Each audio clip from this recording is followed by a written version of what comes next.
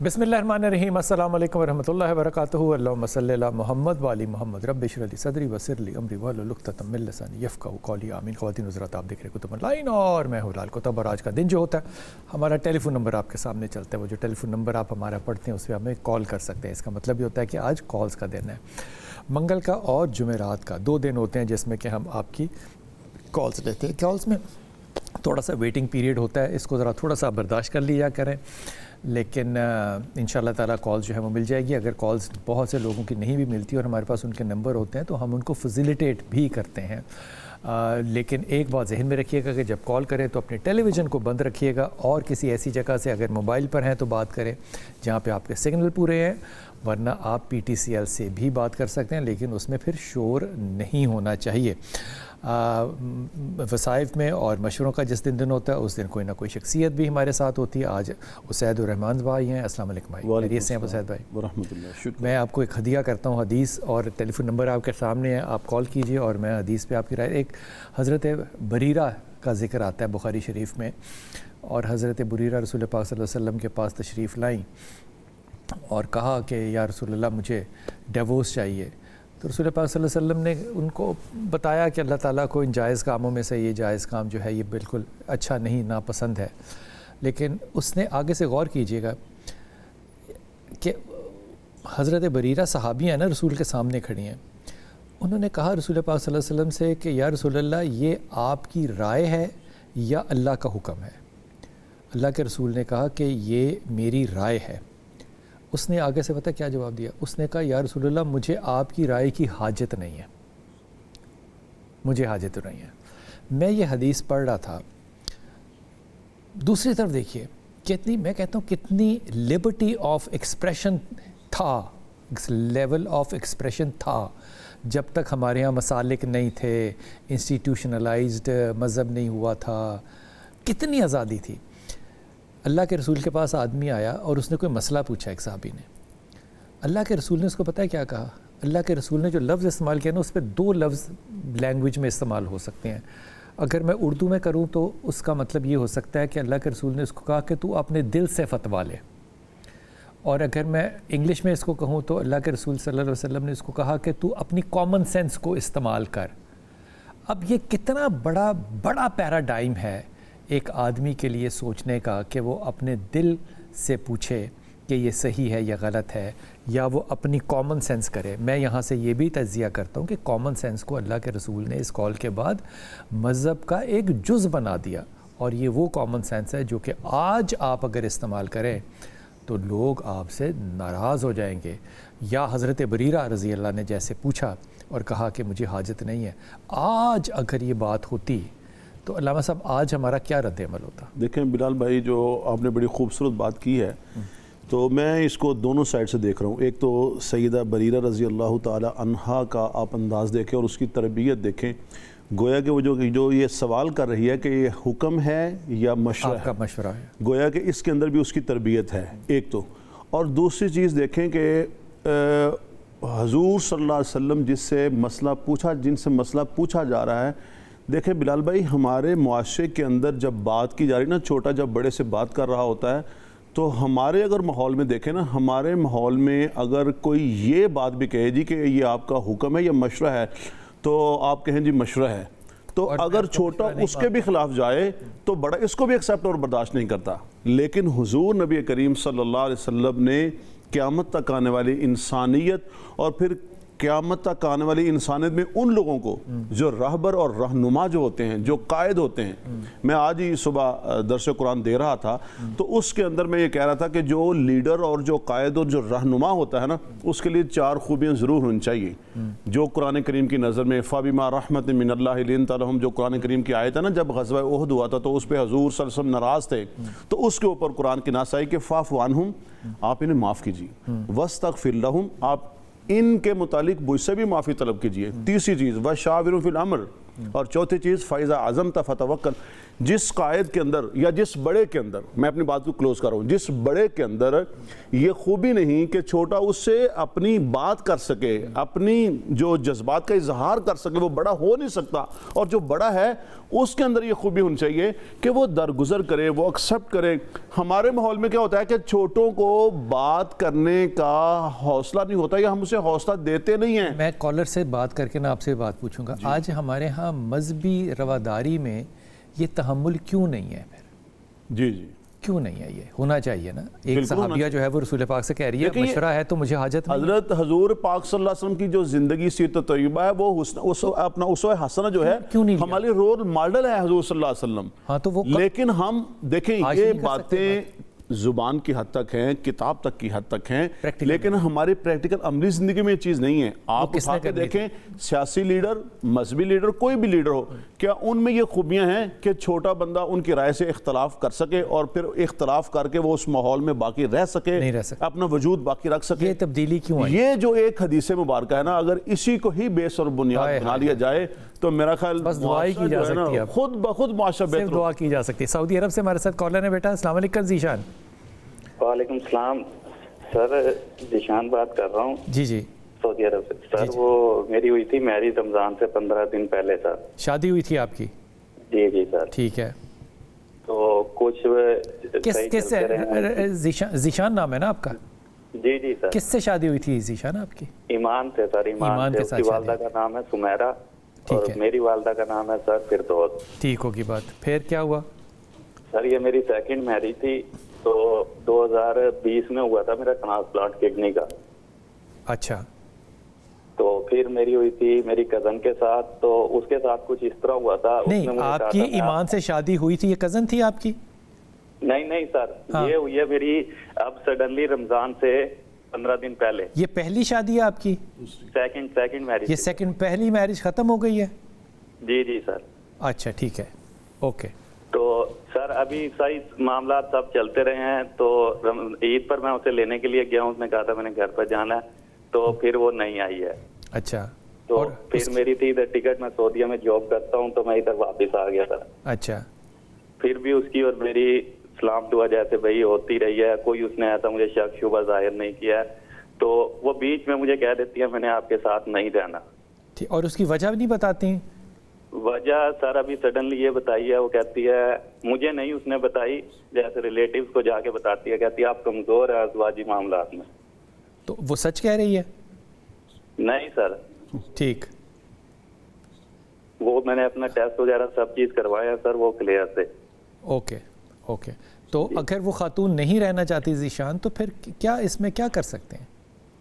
سر وہ سڈنلی دیکھیں وہ دوسرا جو ان کی میرج ہے اور سب لوگ سمجھتے ہیں کہ اسی کے اندر ہی فالٹ ہے لڑکے کے اندر. نہیں دیکھو پہلی بات تو یہ کہ ایک حلال چیز ہے، بری چیز ہے لیکن حلال چیز ہے. دوسری بات یہ اس طرح کے معاشرتی پریشر کے لوگ کیا کہیں گے، اس پہ شادیاں نہیں چل سکتی بیٹا کبھی بھی. کبھی بھی نہیں چل سکتی. یہ 6 مہینے چل جائے گی بات، ختم ہوگی بات. لیکن خاتون محترم نے تو وہ سٹانس لیا ہے جو آخری سٹانس ہوتا ہے کسی خلا کے اندر، آخری بات ہے بس. ٹھیک ہے، اگر اس نے آخری سٹانس پہلے لے لیا ہے تو وہ کہاں تک چلے گی ساتھ آپ کے ذیشان. اس میں میرے خیال میں تو آپ کو خود سوچنا چاہیے کہ یہ معاملہ نہیں ہے چلنے والا. اس کی میری ذاتی خیال میں جو وجہ ہے وہ ہیرو ورشپ ہے.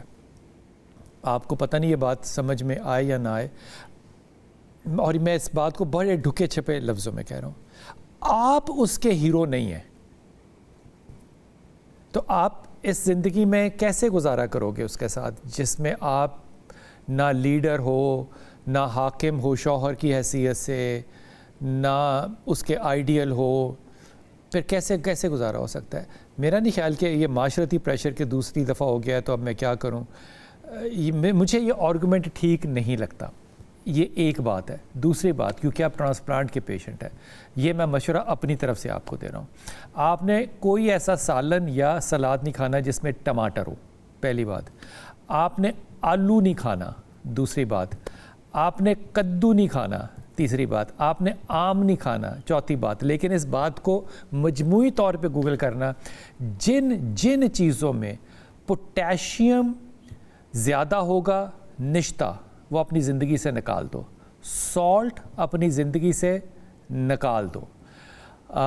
सोडियम बाइकार्बोनेट आप ले सकते हो डॉक्टर के मशवरे के साथ, लेकिन एहतियात करनी होगी आपको सारी ज़िंदगी कि आपके खाने के अंदर कोई ऐसी चीज़ ना हो जिसके अंदर वो चीज़ें हों जो कि गुर्दे साफ़ करने में तकलीफ़ महसूस करते हैं।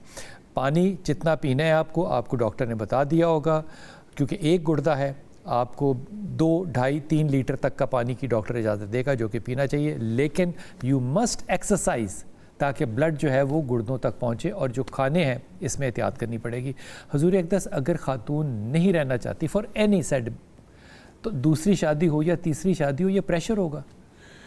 देखिए बिलाल भाई, हमारे माहौल में तो है, इस्लामी एतबार से नहीं है। हाँ, इस्लामी एतबार से देखें, अभी जैसे आपने बात की है कि खुला जो है वो ख़ातून का हक़ है। अगर एक ख़ातून नहीं रहना चाहती, ठीक है, ये ओरिजिनल बात भी हो सकती है, ये बहाना भी हो सकता है, ये इल्ज़ाम तराशी भी हो सकती है, कुछ भी हो सकता है। लेकिन अगर एक ख़ातून नहीं रहना चाहती, अच्छा ये बात भी उसे करनी ज़रूरी नहीं है अखलाकी एतबार से, वो कहे जी मैं नहीं रहना चाहती। असल में होता ये है ना, हमारे माहौल में ये होता सवाल कि क्यों नहीं रहना चाहती, क्यों नहीं रहना चाहती। वो इसको जस्टिफाई नहीं कर सकती या वो इसको अपना मुद्दा नहीं मनवा सकती जब तक वो कोई ना कोई इल्ज़ाम ना देगी ऊपर। बिल्कुल ठीक। तो ये ज़रूरी नहीं है। खुला जो है औरत ले सकती है, औरत किसी खामन को छोड़ के, यानी कोई ज़बरदस्ती है, कोई मलकियत। असल में यार जो निकाह एक एग्रीमेंट है ना, एग्रीमेंट तो चलता ही एतमाद के साथ है। अगर बद एतमादी ही आ चुकी है तो आप उसको आगे कैसे लेके जा सकते हैं? और एक बात मैं ज़रूर करूँगा, जो लोग यहाँ पे शादियाँ करते हैं, मेरी उनसे ये ज़रूर एक इल्तिमास होगी कि खुदारा शादियाँ करके साल साल 2-2 साल अपनी अज़वाज से दूर ना रहें। या तो ऐसा सिस्टम बनाएं कि शादी करके बीवी को भी आप बाहर ले जाएं, या कम से कम आपके आने जाने की तरतीब। यार हदीस मौजूद हैं, सैयदना फ़ारूक आज़म वाली वो बात ज़रब मिस्र है कि एक जो ख़ातून है वो मर्द के बगैर कितना स्पिरिट जो है वो उसके साथ दूर रह सकती है। तो ये एक बहुत बड़ा अलमिया है कि जनाब शादियाँ होती हैं, होती क्या है कि 10 साल बंदे ने कमाया, किसी दूसरी कंट्री में जाके आया, शादी की, अब शादी करके वो बीवी को फिर यहाँ छोड़ गया।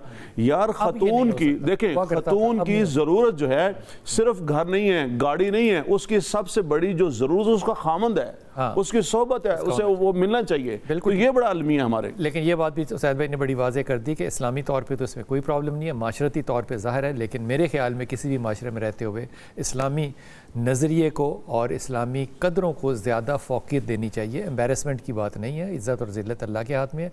जो नहीं चल सकता उस मामले को ज़्यादा खींचना नहीं चाहिए। जी अस्सलाम वालेकुम कॉलर। वालेकुम सलाम, क्या हाल है भाई? अल्लाह का करम। क्या नाम बेटी आपका? भाई मेरा नाम सदफ, मैंने भाई अपना इस्तिखारा करवाना। जी सदफ, हुक्म कीजिए। भाई मेरा नाम सदफ है, मेरी वालदा का नाम नसरीन है। ठीक। मेरे वालिद का नाम मोहम्मद अकरम। ठीक। लड़के का नाम एहतशाम। एहतशाम। हाँ जी। वालिद का नाम अब्दुल मजीद, वालदा का नाम बल्कीस। ठीक हो गया। तो इसमें आपने इस्तिखारा क्या करना है कि शादी करनी है या नहीं करनी है? नहीं भाई, ये रिश्ता सही है, आपके लिए बहुत सही है सदफ, ख़ानदान भी अच्छा है। मसला पता है कहाँ आएगा? हाँ जी, आपके गुस्से में। ये बदतमीज़ी, गुस्सा और चिड़चिड़ापन जो है ये एहतशाम नहीं लेगा। अच्छा। अगर ये मसला आएगा, अब इस पे आप खुद सोच लीजिए। लड़का अच्छा है, ख़ानदान अच्छा है, इसमें कोई दो बुराई नहीं है। अगर करना होगा तो फिर आपको थोड़ा सा अपने ऊपर नज़र करम करनी होगी कि मैं अपने मजाज में निस्वानियत पैदा करूं। निस्वानियत समझती हैं? हाँ जी। निस्वानियत पैदा करूं। और दूसरी चीज़, आपने अपनी सेहत का ख्याल रखना है, वज़न का ख्याल रखना है। वज़न बढ़ेगा तो फिर आइंदा भी मसाइल पैदा होंगे आपके सेहत के। वैसे भाई सही है रिश्ता ये? इतनी मैंने बात तो बता दी, और मैं क्या बताऊं मेरे बच्चे, सही से कह दे सही है। हाँ जी ठीक है। ठीक है। सेहत का भी ख्याल करना मेरे बच्चे, क्योंकि आपको हार्मोन्स के प्रॉब्लम की जो वजह है ना, वो आपका वज़न जब बढ़ेगा तो वो ज़्यादा हो जाएंगे। आयत करीमा पढ़ना है बहुत ज़्यादा, और अपने गुस्से को कम करने के लिए 3 नाम हैं, या सलाम, या मोमिन, या अल्लाह। या सलाम, या मोमिन, या अल्लाह। ये सलाम वो लफ्ज़ है जो कि حضرت ابراہیم کی آگ کو ٹھنڈا کرنے کے لیے اترا تھا. پڑھتے رہنا تاکہ وہ ٹھیک رہے تمہارا. جی السلام علیکم کالر. جی السلام علیکم. وعلیکم السلام. جی عباس بات کر رہے ہیں. جی بول رہا ہوں عباس. جی میں نے جی بھائی کے بارے میں پتہ کرنا تھا, شادی کے بارے میں. بھائی کی شادی کے بارے میں؟ جی تمہیں کیوں فکر ہے بھائی کی شادی کی؟ مجھے بھی فکر ہونی ہے. اچھا تم چھوٹے بھائی ہو بڑے بھائی ہو؟ چھوٹا بھائی ہوں. واہ اچھی بات ہے. چھوٹے بھائی ہو بڑے بھائی کی شادی کی فکر ہونی چاہیے, بالکل ہونی چاہیے. جی. کیا نام بھائی کا؟ تو لڑکی بھائی کا نام ہے محمد حسنین. حسنین کہتے ہیں نا اس کو؟ ہاں جی محمد حسنین. اور لڑکی کا جو نام ہے وہ فوزیہ بطول. ہائے دیکھو اچھے اور برا کہتے ہوئے نا عباس مجھے والدہ کا بتاؤں نا؟ نہیں ضرورت ہی نہیں ہے. جب ضرورت ہوتی ہے تو میں پوچھ لیتا ہوں. مجھے تکلیف اس لیے ہوتی ہے کہ یہاں پہ بیٹے ہوتے ہیں وہاں پہ بیٹیاں ہوتی ہیں, لیکن جو رائے ہوتی ہے نا اس رائے کا مطلب یہ نہیں ہوتا کہ میں کسی کو کم کر رہا ہوں یا کسی کو برا کہہ رہا ہوں, یا میرا صرف رائے یہ ہوتا ہے کہ یہ میچ کیسا رہے گا, یہ ملاپ کیسا رہے گا. حسنین بہت اچھا بچہ ہے, کاروبار اگر کرے گا تو بہت سکسیسفل رہے گا, اور اس کو کاروبار ہی کرنا ہے, یہ نوکری کرنے والا نہیں ہے. جبکہ خاتون محترم جو ہیں ان کا غصہ بہت تیز ہے. اگر تو حسنین اس معاملے کو برداشت کر سکتا ہے تو عباس پھر کہنا حسنین سے آگے بڑھے, کیونکہ میرے خیال میں آگے مسائل پیدا ہوں گے, اختلافات پیدا ہوں گے, الگ ہونے کے بھی, جدا ہونے کے بھی, اور لڑائی کے بھی. اس بات کو مد نظر رکھتے ہوئے اس بات میں بڑھنا ہے آپ نے. اگر حسنین کاروبار کی طرف جانا چاہے, جو کہ مجھے یقین ہے کہ انشاءاللہ تعالیٰ وہ جانا چاہے گا, تو اسے کہنا سورہ اخلاص پڑھتا رہے. سورہ اخلاص پڑھنے سے اس کے کام آسان ہو جائیں گے انشاءاللہ تعالیٰ. یہ رزق کے لیے بہت اچھی سورہ ہے. اور کوئی بات؟ بات چلے اس کا نام جی جی نازش طاہر ہے. نازش کون ہے؟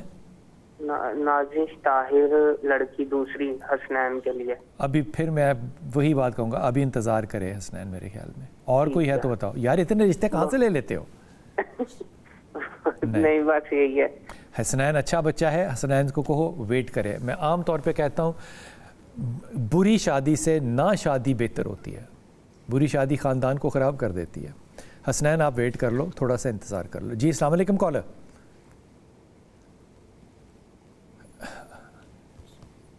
جی اسید بھائی, یہ جو میں نے جملہ کہا یہ بڑا خطرناک قسم کا جملہ آخری, کہ بری شادی سے نہ شادی بہتر ہے.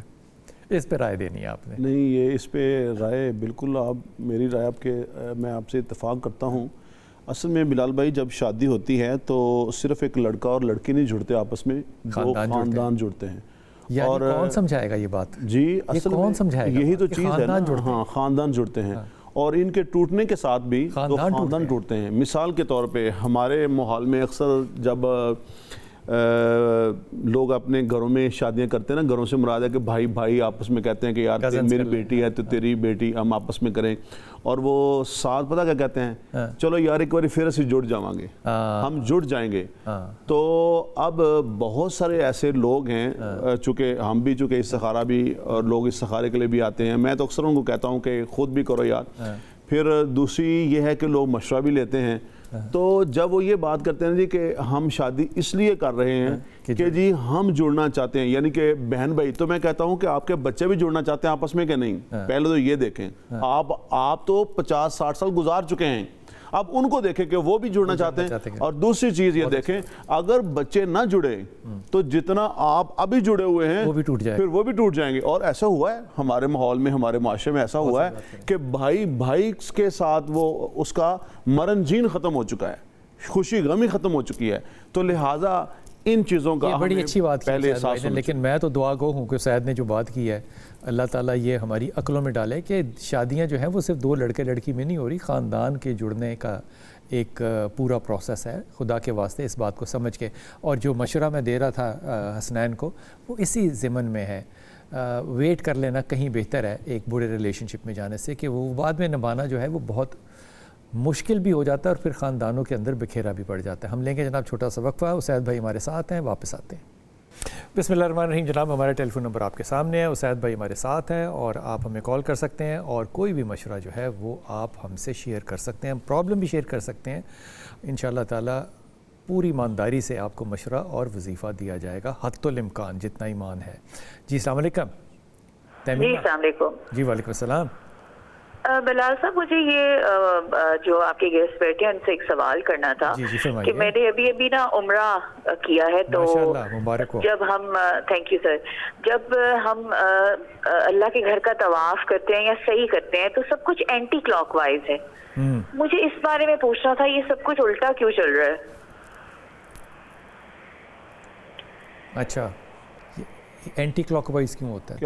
तवाफ जो है क्लॉक एंटी क्लॉकवाइज दाईं तरफ को है, ये दाईं साइड है, तो हम दाईं साइड को जा रहे हैं। क्यों, वो पूछने क्यों होता है? हजूर सल्लल्लाहु अलैहि वसल्लम का हुक्म यही है, दाईं चीज़ें जो दीनी एतबार से, अच्छे एतबार से जो चीज़ जितनी भी चीज़ें हैं, مثلا کہ देखें हम कमीज़ पहनते हैं तो दाईं साइड से, खाना खाते हैं तो दाईं साइड से, जितने भी अच्छे काम हैं उनको हम दाईं साइड से, इसमें बरकत है। हमारी लेफ्ट साइड होती है ना जी जी, हमारी लेफ्ट साइड नहीं देखें, जब हम अंदर दाखिल होते हैं तो हम जिस तरफ को जा रहे होते हैं, देखें हम इस तरफ, ये जो साइड हम इस तरफ को जा रहे हैं, हम दाईं साइड को जा रहे हैं, हम उल्टा नहीं, यानी कि बाईं साइड को नहीं, हम पीछे नहीं, हम दाईं साइड को घूम रहे हैं। खाने काबा की तरफ हमारा उल्टा हाथ है। क्या चीज़? खाने काबा की तरफ हमारा उल्टा हाथ है। जी, क्या चीज़?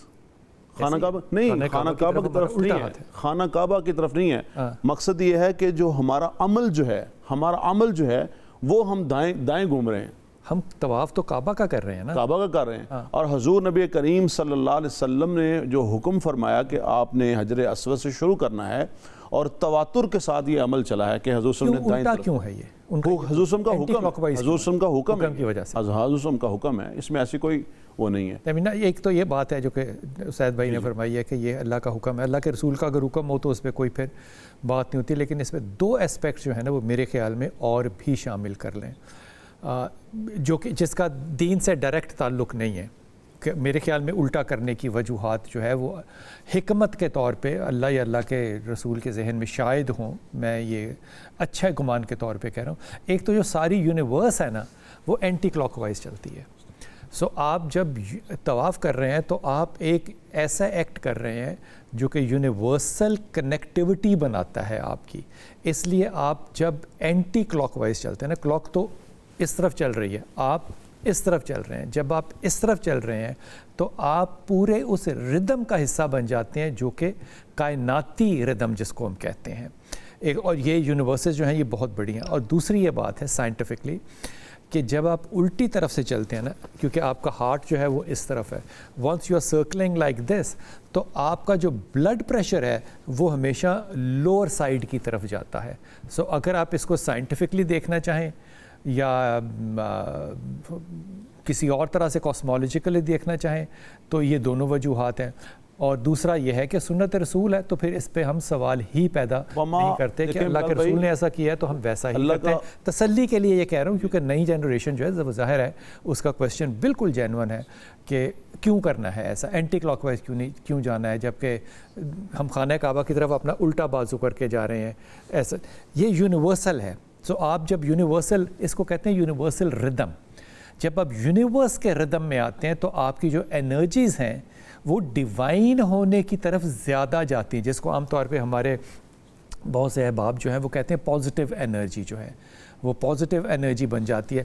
एक तो आपका ब्लड प्रेशर जो है वो सर्कुलेट ऐसे कर रहा है और वो लोअर साइड की तरफ जा रहा है। इसलिए आपने देखा होगा कि बहुत कम ऐसे हादसात होते हैं जिसमें कि ब्लड प्रेशर का कोई केस जो है वो तवाफ़ के दरमियान, हालांकि कितना प्रेशर और कितना रश, कितनी गर्मी होती है, हो तो हार्ट अटैक होते हैं, आई अंडरस्टैंड दैट, लेकिन ये एक यूनिवर्सल फैक्ट भी है कि जब आप अल्लाह की तरफ जा रहे हैं, जैसे कि आप सजदे में जा रहे हैं, तो आप करीब तरीन अल्लाह के कब हैं जब आपका नाक और माथा जो है वो ज़मीन पे लग जाता है, क्योंकि आप अर्थ के पास हैं।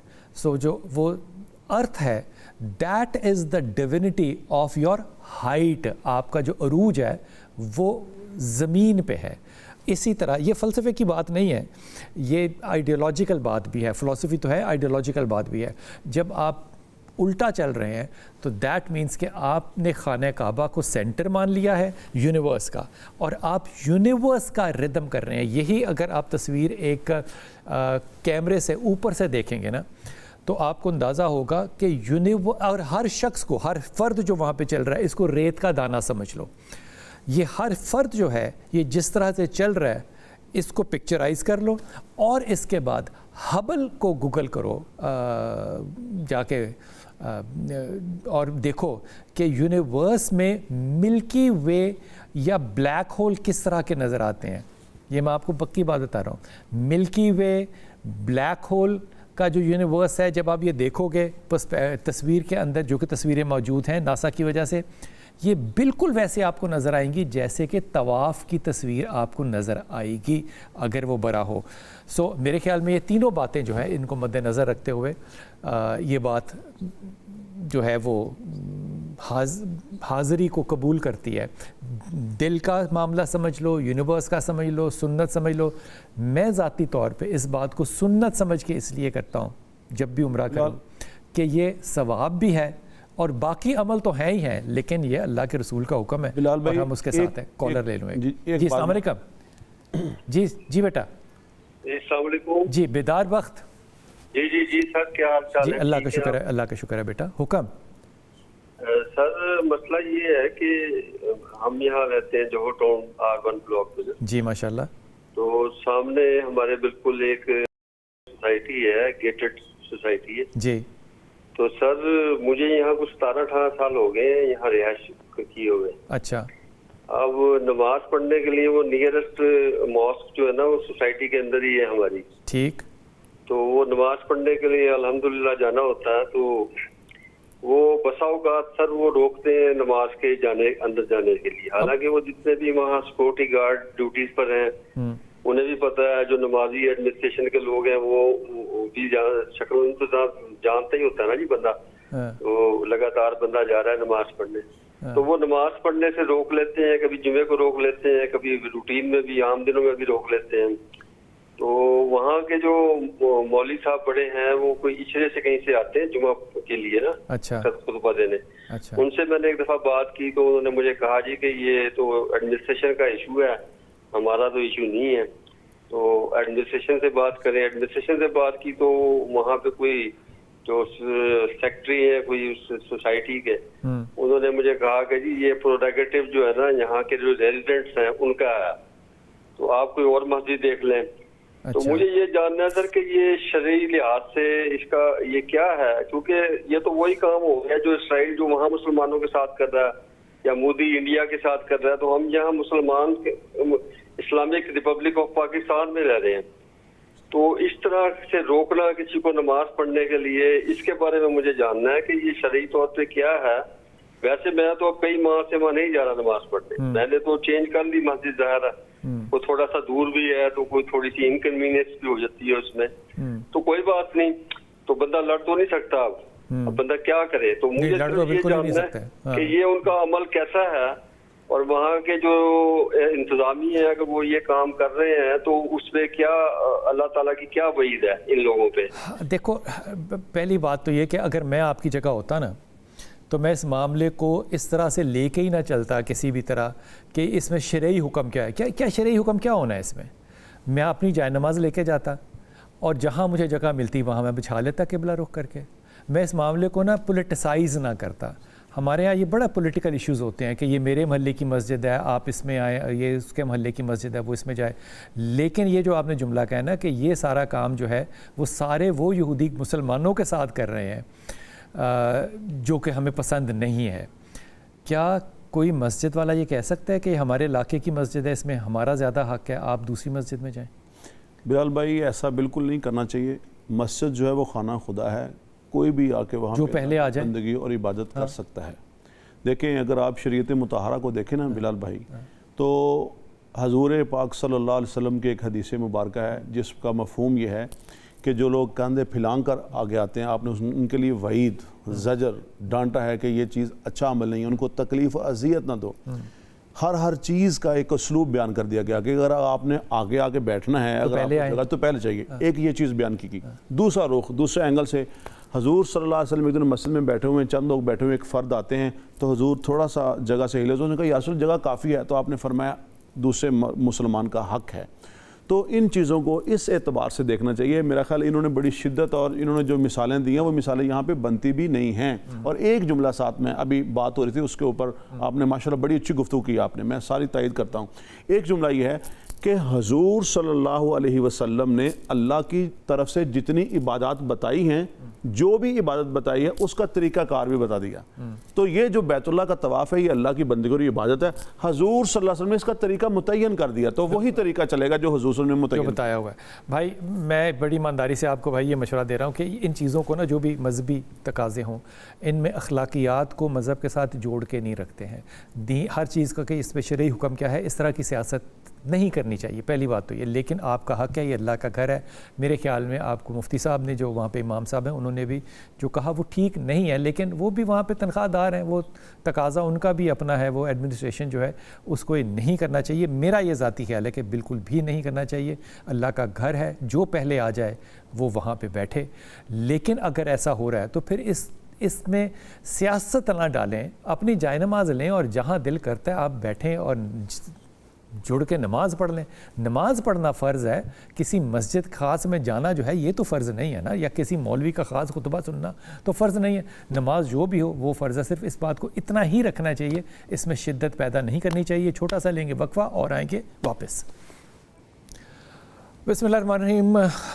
بہت سے زمانے جب انسان دیکھ لیتا ہے تو انسان اپنے زمانوں کا تجزیہ کرتے ہوئے کبھی کبھی تو یہ سوچتا ہی ہوگا نا کہ بہت سے ایسے الفاظ بھی ہوتے ہیں جو کہ ہم نے اپنے زمانے میں ایک زمانے میں نہیں سنے ہوتے, پھر اس کے بعد وہ سننے لگ جاتے ہیں. مثال کے طور پہ دہشت گردی ہم نے لفظ جو ہے وہ نہیں سنا ہوا تھا پہلے. آج کی نسل جو پیدا ہوتی ہے وہ دہشت گردی کا لفظ جو ہے وہ اس کے لیے بڑا پرائم ٹاک ہوتا ہے. ہم نے خارجیت جو ہے وہ سوائے مذہبی طبقے کے اور کہیں نہیں سنی تھی کہ خارجی کن کو کہتے ہیں. لیکن یہ سارے معاملات کو اگر آپ غور فرمائیں تو لوگ میں پہلے کی بات کر رہا ہوں, اپنے سیاسی نظریات میں جب وہ ایکسٹریم ہوتے تھے اور اس کے اوپر وہ اسلحہ اٹھاتے تھے تو ہم کہتے تھے کہ یہ ایکسٹریمزم جو ہے یا دہشت گردی جو ہے اس کی طرف جا رہے ہیں. اب یہ سینیریو چینج ہو چکا ہے. اب یہ چیز جو ہے نا یہ مرسنریز کی طرف چلی گئی ہے. پیسے لے کے کام کرنا اور پیسے لے کے نظریات جو ہیں اس کا پرچار کرنا, اور اس میں جو ٹیکہ لگتا ہے وہ اسلام کا لگتا ہے. ہم نے ایک بڑا اچھا کام کیا کہ ہم نے دہشت گردوں کے لیے ایک لفظ ہی بدل دیا اور ہم نے کہا یہ خوارج ہیں. وہ کیوں ہم نے کر دیا؟ کیونکہ اس کی تاریخ جو ہے وہ مسلمانوں کی تاریخ سے ملتی ہے. ہم اسلامی تاریخ سے خوارج لیتے ہیں. انگریزی میں یا ویسٹرن ہسٹری کے اندر آپ کو خوارج کا کوئی کانسیپٹ نہیں ملے گا. مجھے یا اگر آپ غور فرمائیے اس بات پہ تو عام طور پہ ہم اس بات پہ کئی پروگرام بھی کر چکے ہیں کہ ایک وقت تھا جس میں حضرت امیر معاویہ کو ٹارگٹ کیا گیا, حضرت عمرو بن عاص کو ٹارگٹ کیا گیا, حضرت علی کو ٹارگٹ کیا گیا, اور ساروں کو ایک ہی وقت میں ٹارگٹ کیا گیا کہ 3 لوگ جو ہیں وہ ان کو مارنے کے لیے نکلے اور ایک ہی وقت میں انہوں نے کہا کہ یہ تینوں کو مار دیں تاکہ ایک لیڈرشپ کا جو کرائسس ہے وہ شروع ہو جائے. لیکن وہ جو اللہ تعالیٰ پلان کرتا ہوتا وہی ہے. اس میں امام علی کرم اللہ کو وہ ابن ملجم نے جو مسجد میں قتل کیا, شہید کیا, یہ اسی کا ایک سینیریو ہے. لیکن غور کیجئے کہ حضرت علی نے اس معاملے میں جو چیز کہی اپنے بیٹوں کو وہ کیا تھا کہ اگر میں بچ گیا تو اس کا بدلہ میں لوں گا, ورنہ تم اس کا بدلہ بالکل برابر لینا. یہ ہے انصاف. یہ وہ پیغام ہے جو کہ خوارج کے اینٹی تھیسس پہ جاتا ہے. لیکن یہ معاملہ سمجھنے کے لیے میرے خیال میں ایک چیز سمجھنا بڑا ضروری ہے, اور وہ یہ کہ اللہ تعالیٰ کی طرف سے نا سارا وقت اترتا ہے نیچے. ایک بچہ جو کشمیر میں اپنی ماں اور بھائی کے درمیان میں ایک محفوظ کمرے میں لیٹا ہوا ہے, خوارج کا ایک شیل چلے گا اکراس دا بارڈر سے اور وہ چلتا ہوا آئے گا اور اس 4-5 سال کے بچے کو بیڈ روم کے اندر اس کے گلے میں گھسے گا. یہ شہادت عام شہادت نہیں ہے. جب آپ بخاری کی وہ شہادت دیکھیں گے جو کہ اس نے پشاور میں لی تھی دہشت گردی کا مقابلہ کرتے ہوئے، جو کہ اس کی جاب بھی نہیں تھی اور وہ گیا تھا وہاں پہ اور وہ لڑا تھا، اور پشاور کا جو ایئرپورٹ ہے وہ اس نے سیو آؤٹ کیا تھا. جب آپ وہ شہادت پڑھیں گے جس میں ہمارا ایک کپتان جو ہے اس نے شہادت حاصل کی، اور وہ جب آیا یہاں پہ لاہور میں تو اس کے نام پہ ایک سڑک جو ہے گمن روڈ جو ہے وہ بنی. یہ فیصل نام تھا اس کا، اور یہ 3 مہینے کے بعد میں نے اس کا جنازہ اٹینڈ کیا، 3 مہینے بعد، 90 دن کے بعد. اور جب اس کی باڈی یونیفارمڈ میں پڑی ہوئی تھی وہ تازہ تھی. یہ معجزہ ہے. یہ جنگ ہے ہمارے شہداء کی خوارج کے خلاف. خدا کے واسطے اپنی زبان کو، خیال کو پاکیزہ رکھیے، اور جب بھی آپ دعا کریں اپنے شہداء کو بھی اپنے دعا میں یاد رکھیں. ان کے لیے، ان کی شہادت کی وجہ سے پاکستان اس وقت قائم ہے. اور یہ وہ ماں باپ کے بچے ہیں جو 20-20 22-22 23-23 سال کے جو ہیں، جن کے جنازے بڑے بھاری ہوتے ہیں، اور ان کی اولادیں جو ہیں وہ پیچھے یتیمی اور بیویاں بیوہ ہو کے زندگی گزارتی ہیں، لیکن اس ملک کے لیے جان دینے سے کوئی گریز نہیں کرتا.